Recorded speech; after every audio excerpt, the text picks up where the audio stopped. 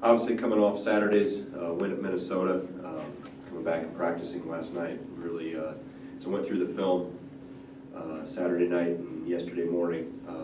Proud of our guys. One heck of a game. I thought watching it live, it was a pretty entertaining game if you're a fan. A little more stressful on the coaches, but a terrific game as you watch it the second time. Tough shots by both teams made. Play after play. Terrific environment, and obviously for us to get in there in that type of environment with a team that's much improved this year in Minnesota, to be able to do that in a hostile environment and find a way to come out on top was a good test for our guys. Obviously the past week has tested us in multiple ways, and I think it's helped us grow and calloused us and toughened us a little bit, so prepare us for what's coming here as we have Penn State in here tomorrow night. Yeah, I think he's gotten better every day. He's felt a little better, at least that's what he tells me. He's feeling better, so I really thought Friday he would not play on Saturday, but he responded pretty well to the stuff that the trainers had him doing on Friday and felt good Saturday in the shoot around, and they tested him again and gave him the green light to go. So I thought he'd be somewhat limited. I was more concerned about change of direction and transitioning up and down the floor than anything maybe in the half court, but yeah, he stayed within himself. He did a good job there. I think lineups allowed us to play a little smaller at times and use Nigel more at the 4. So a combination of when I did take him out, how long I kept him out, and with the leg, I was worried about it stiffening up and tightening up on him. But he got loose there again at half and did a good job. And then obviously down the stretch, Jordan Hill I thought was terrific for us in what he did. So I was going to go with that lineup, especially when we were, it's back and forth and we couldn't get any separation. That group was pretty comfortable out there together, and we were going to go with that route. Yeah, we've taken it very seriously into account. We did practice last night, but the heavier minute guys, it was pretty light and not a lot of contact possessions.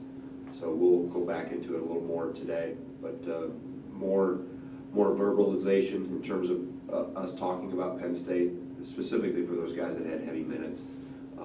And they understand it. That's the nice thing about having that experience. They don't need as much maybe on the floor as what younger guys do. So it gave us a chance to not only give the younger guys some reps against the Penn State actions and that scout, but also then we took that group, those 12 non-starters, and did a 10-minute scrimmage again last night. So it was I think beneficial for both. Gave those heavy minute guys a little rest and continues to give the others more experience.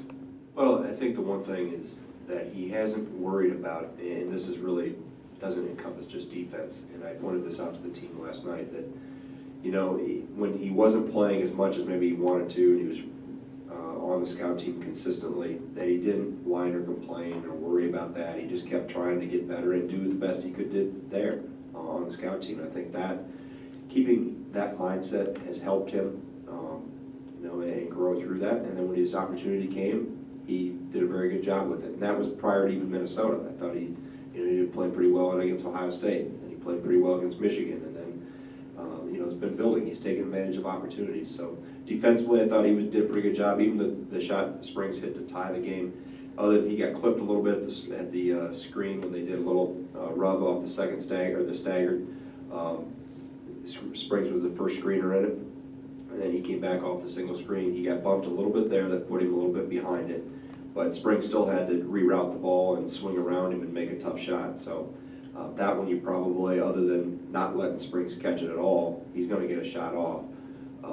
But then they get play at the end of end of overtime. I thought he played as well as you could play. You're going to have to force a heave, and that's what he did. And really, I thought really for being in that environment, not always being in the mix, he did a terrific job of, aside from maybe the travel at the end of regulation when he got coming too fast, he did a really good job of helping us, in the position where Vito wasn't as comfortable going, or I wasn't as comfortable with that. Plus, I liked the matchup with him on the floor. I liked the experience, and I liked his size, maybe a little bit more than what I saw from Dimitri. So that's why I went with that route. Well, the two true freshmen in Stevens and Carr that are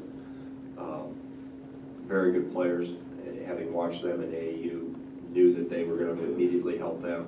And then the kid that's redshirted, Watkins, he's helped, so he's a younger player in the program too. And the other guys have gotten better. I think overall talent level is up. They got some guys, Chuck Garner, that had some experience from the previous years.